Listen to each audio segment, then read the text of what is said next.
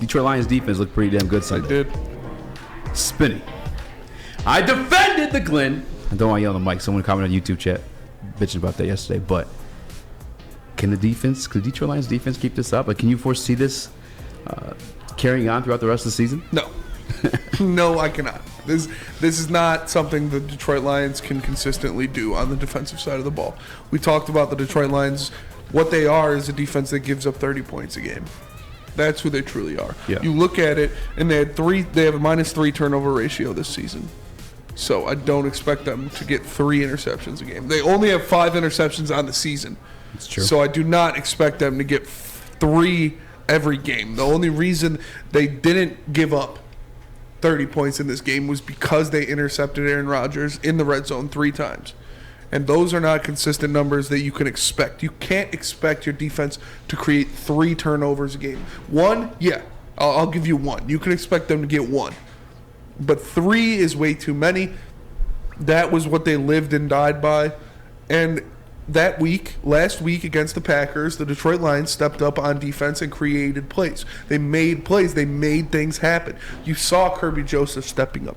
You saw Derek Barnes stepping up. You saw Aiden Hutchinson make a big play on the goal line. There are a lot of factors going into that I don't see consistently happening for the rest of the year. One thing is Derek Barnes. I don't see him having that same consistent impact for the rest of the year. I don't see Kirby Joseph picking off 2 balls a game for the rest of the year. These aren't things that you can rightfully say that a defense will sustain. Can they play better than they have throughout the first 7 weeks of the season? Yes, sure. It won't be hard. They were awful. But to consistently play at this level where you're holding a team to 9 points, you're getting 3 interceptions, you're forcing you're forcing outs on 4th down, those are not things the Detroit Lions fans and the Detroit Lions can hope for consistently out of this defense. They are not things that any NFL team can hope for consistently out of their defense. They need to play better. They need to play harder.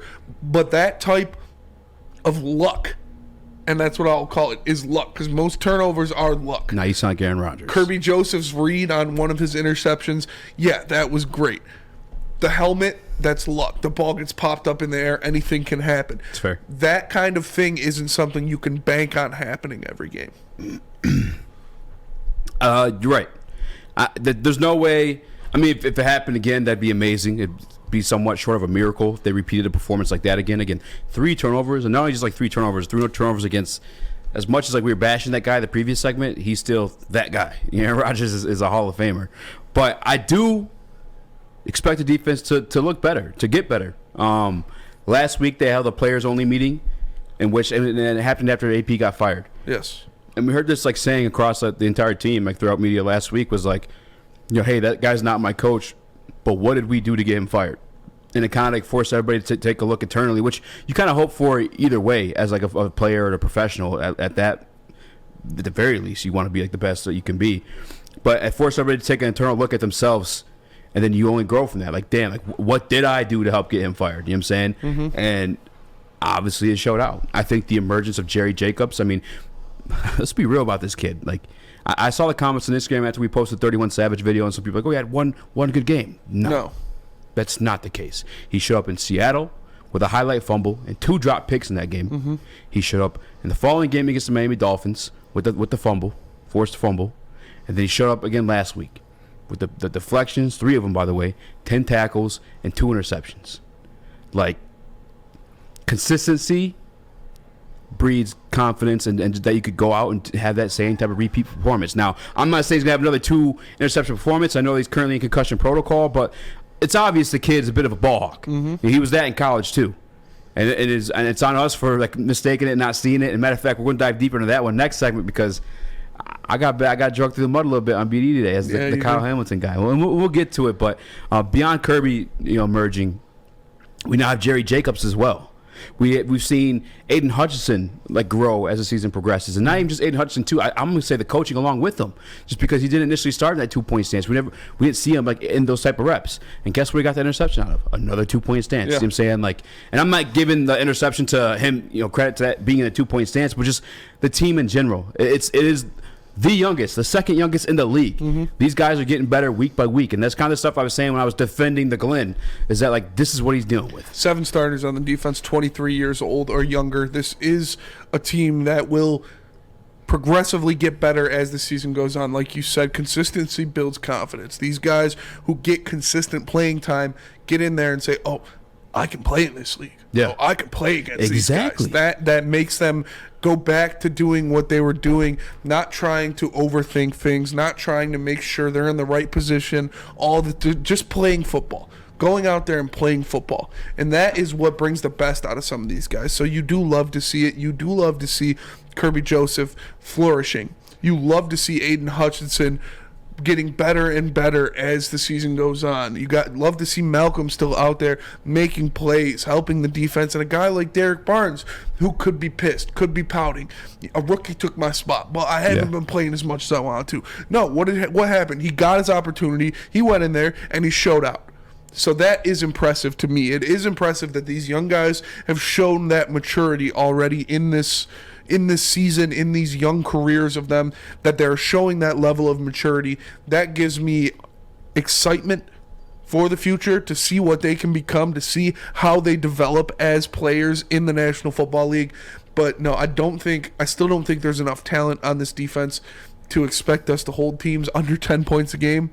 Yeah. But like you said, they can get better. It won't be hard to get better from what they were through the first 7 weeks of the season. So I expect them to progressively get better.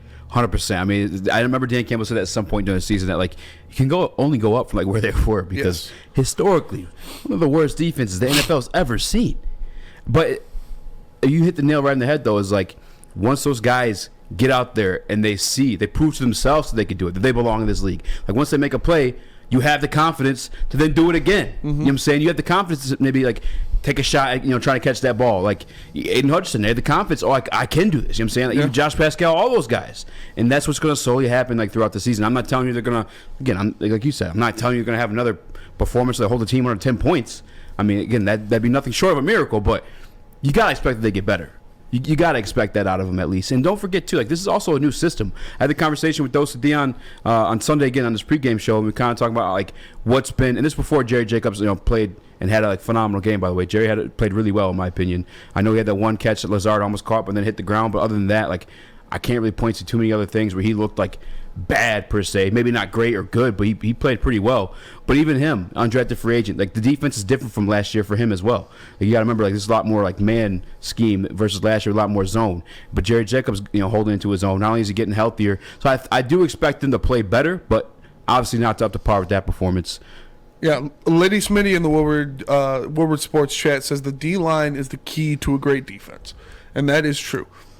You need to get pressure on the quarterback. You need to be able to move things around up front. And we see with the return of Frank Kaminsky, with Josh Pascal coming back and making a difference, that defensive line has been a unit that they can rely on to some point, that they can rely on to get the quarterback off balance, to make sure he's not standing back in the pocket and doing whatever he wants. So the Detroit Lions having those guys step up and be players on that defensive line definitely bleeds through the rest of the team. It definitely increases the level of play of your cornerbacks, of your linebackers. You can know that the other two gaps are going to be filled, so Derek Barnes can scream into that middle gap and meet A.J. Dillon in the hole before he gets past the line of scrimmage. Yeah. You can know as a safety, Aaron Rodgers is going to have to throw this ball now, because if he doesn't, Josh Pascal and Aiden Hutchinson are going to get back there and rip his head off. So I can jump this route, and I don't have to be worried about him pump faking and then hitting it over my head.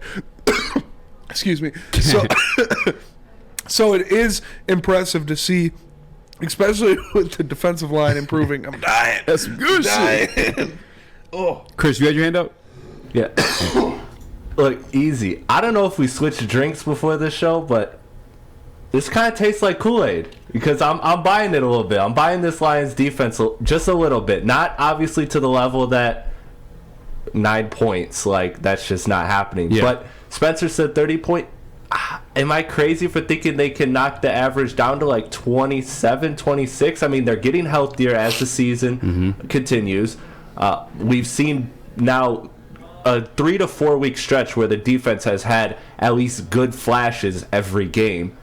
So I'm kind of starting to buy in on the Lions defense. And with a young team, you get a lot better. It's my same theory with the Pistons. The Pistons are going to be much better in March than they are right now. Yeah. And that's what happens with young teams, and I think that's across all sports. So I'm kind of buying this defense a little bit. I don't think it's going to be a great defense, but I think it's going to be a bottom tier defense, which is an upgrade from historic worst defense, right? Yeah. Yeah, that's true. Exactly. You can only go up when you're literally the bottom. 734 games, I think it was 2 weeks ago, that was like rated defensive ratings. Mm-hmm. And Detroit Lions 2022 defense was that 734 since 2002, I think it was. Yeah.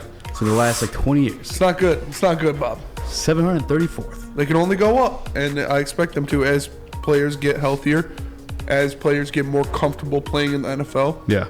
They're only going to get better.